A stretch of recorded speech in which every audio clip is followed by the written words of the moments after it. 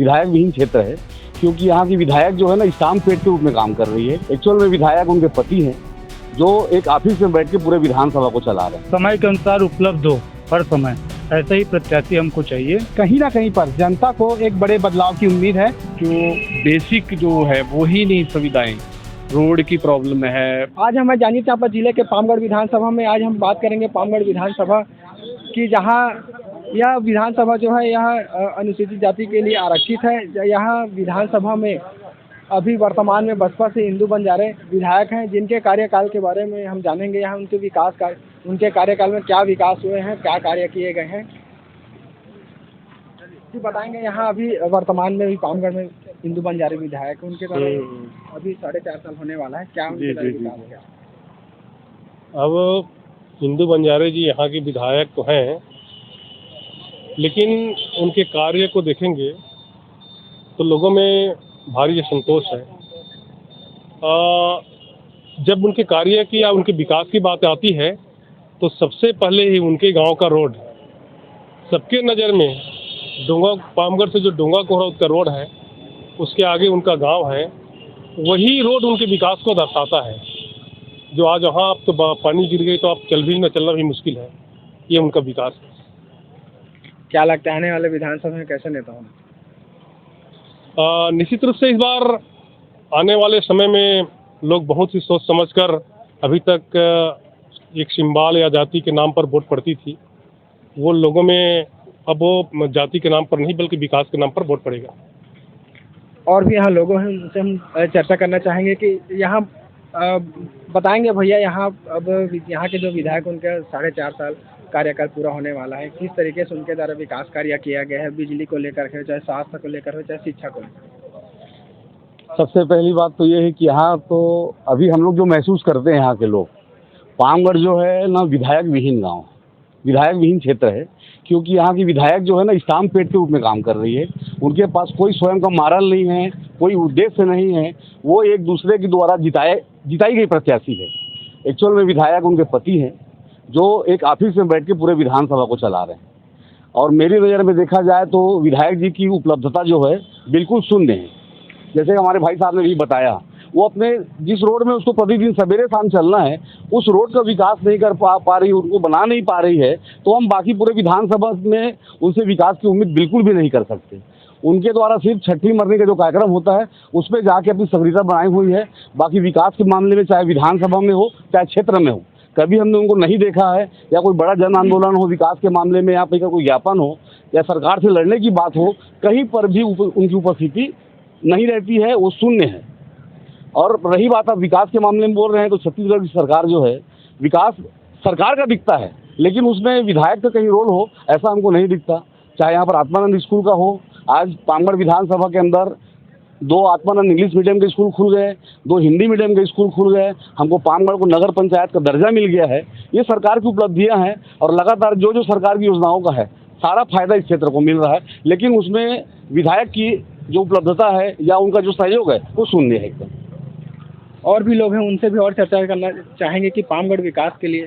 जी भैया बताएंगे, यहाँ पामगढ़ अभी विधानसभा चुनाव होने वाला है, तो कैसा प्रत्याशी चाहिए? नहीं, यहाँ जो प्रत्याशी है वो सहज सरल और समय के अनुसार उपलब्ध हो हर समय, ऐसा ही प्रत्याशी हमको चाहिए, जो हर व्यक्ति के ये सुख दुख में भाग ले सके, हर सुख दुख में खड़ा हो सके, ऐसा ही प्रत्याशी होना चाहिए। अभी वर्तमान में विधायक हैं, उनके कार्य से क्या आप संतुष्ट?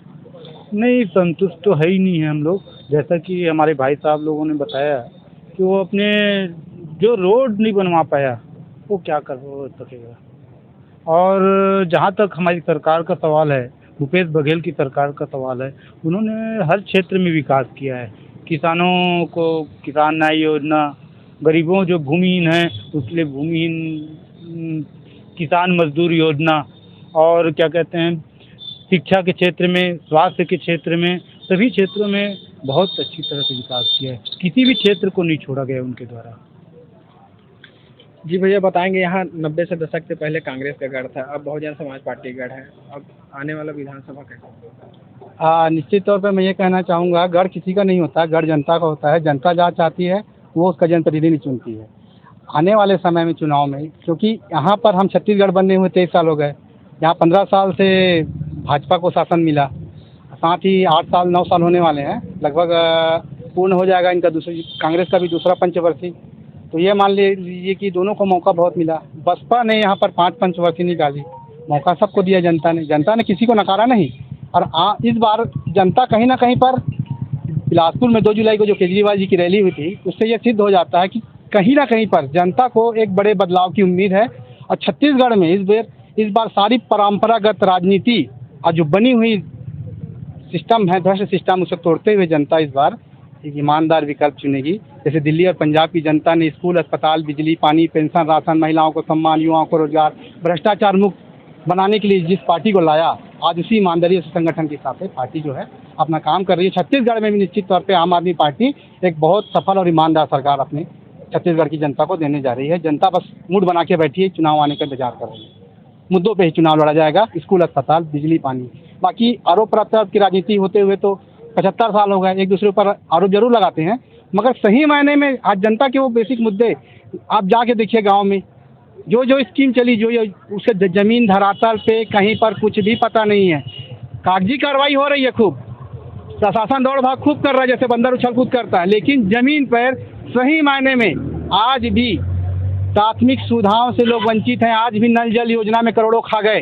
गांव-गांव में जो नल जल योजना पूरी तरह फ्लॉप है। साथ ही साथ गांव के स्कूल देखिए, मास्टर नहीं है, शिक्षक नहीं है, ये स्थितियां हैं गांव में सिर्फ। और अस्पताल को देख लीजिए, अब सामने अस्पताल है, ये रिफर सेंटर है, प्राथमिक सुविधाएं नहीं है यहाँ।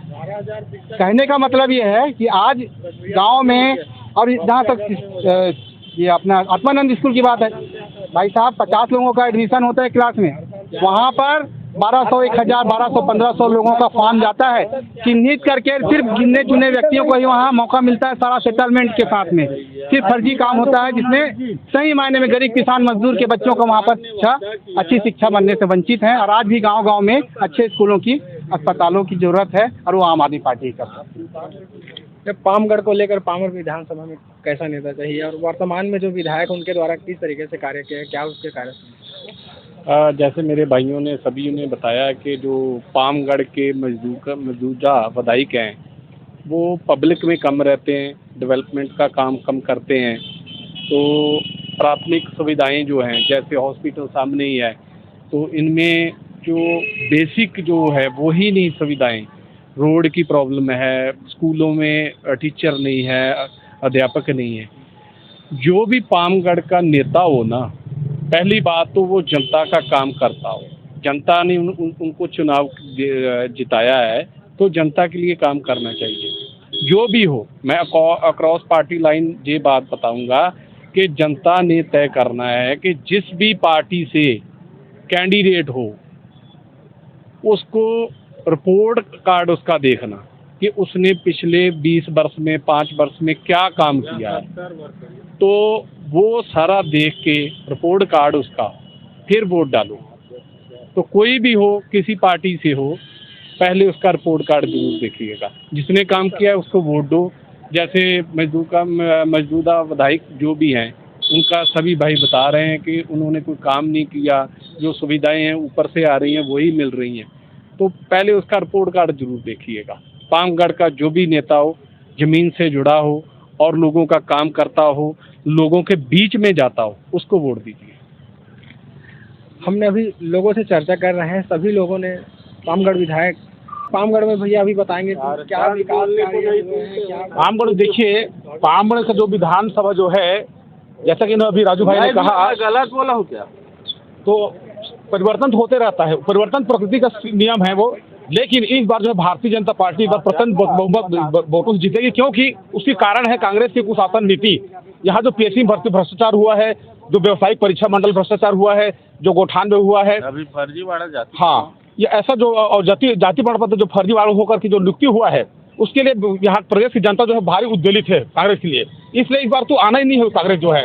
वर्तमान में अभी बात करें तो पामगढ़ के विधानसभा जो विधायक है, उनके द्वारा ग्रामीण एरिया हो चाहे शहरी एरिया हो, विधायक जो प्रतिपक्षी है, सत्तारूढ़ होता तो यहाँ विकास होता, लेकिन समांतर रूप से ठीक हुआ है, कुछ ठीक हुआ है। क्या विकास कार्य हुए हैं भैया? कुछ नहीं हुआ है यहाँ, कोई भी मतलब 3-4 विधायक बन गए, कोई विकास नहीं हुआ है पामगढ़ में। हाँ जी। आने वाले समय में क्या चाह रहे हैं? आने वाले में तो पार्टी बदल देना चाहिए। मैं बोल रहा हूँ, मैं तो स्टाफ पार्टी का आदमी हूँ, मैं जुड़ा हूँ। ये खट्टर साहब जी तो मेरे को जानते हैं, वो पिछले विधानसभा में खड़े थे, हम लोग साथ दिए थे इसको। अब यहाँ लोग न कांग्रेस विकास किया है न भाजपा किया है, कोई नहीं किया है। भैया बताएंगे यहाँ पामगढ़ विधानसभा में जो प्रत्याशी है उसको अब 5 साल पूरे होने वाले हैं, उनके द्वारा क्या कार्य, ऐसा कौन सा कार्य किया है जिससे उनको? जैसे कि हमारे कोसीर पंचायत धावाड़ी में काम उसका बहुत अच्छा हुआ है विधायक का। तो जैसे सीसी रोड हुआ और कचरी बना है, काम ऐसे बहुत ज़्यादा हुआ है उसका। विधानसभा की बात करें, ग्राम पंचायत में नहीं, जैसे विधायक मत से पूरा विधानसभा क्षेत्र में क्या क्या विधायक मत से काम किया है पामगढ़ क्षेत्र में, तो काम ठीक है, अच्छा है। बताएंगे भैया अभी पामगढ़ विधानसभा में लगभग 4.5 साल पूरे हो गए हैं विधायक के, उनके द्वारा कैसा कार्य किया गया है, क्या विकास किया? ये पामगढ़ विधानसभा की आपकी छोटी सी हिस्ट्री बताना चाहता हूँ। पामगढ़ विधानसभा में 5 बार बसपा के विधायक हम लोगों ने चुना 25 साल, एक बार यहाँ भाजपा के भी विधायक रहे 30 साल। 30 साल भाजपा और कांग्रेस ने राज किया और बाकी 45 साल कांग्रेस ने किया। ये पामगढ़ की स्थिति है। पामगढ़ की स्थिति ये है कि हम लोगों ने रमन सरकार में भी विधायक का मुख्यमंत्री का घेराव किए, इसलिए कि अपने क्षेत्र की समस्या को आप बताइए। तो मेरे विधानसभा क्षेत्र में 22 समस्या हमने विधायक महोदय के घर में जाके दिया, मुख्यमंत्री को घेराव करके दिया। इन समस्याओं को आपको 2-4 को बताना चाहता हूँ। जैसे कि 2 करोड़ रुपया शिवरी नारायण टेम्पल सिटी में पानी की नाली को बनाने के लिए पानी को नदी न बहाया जाए करके खर्च किया गया, परंतु 2 करोड़ रुपया खर्चा होने के बाद भी अभी भी नाली नदी में गिर रहे। शुरू नहीं हुआ है। अरे काम शुरू नहीं हो तो कब की बात है? आप बीच में मत बोलिए। अभी देखिए, आप कब की बात, आज की बात कर रहे हो ना।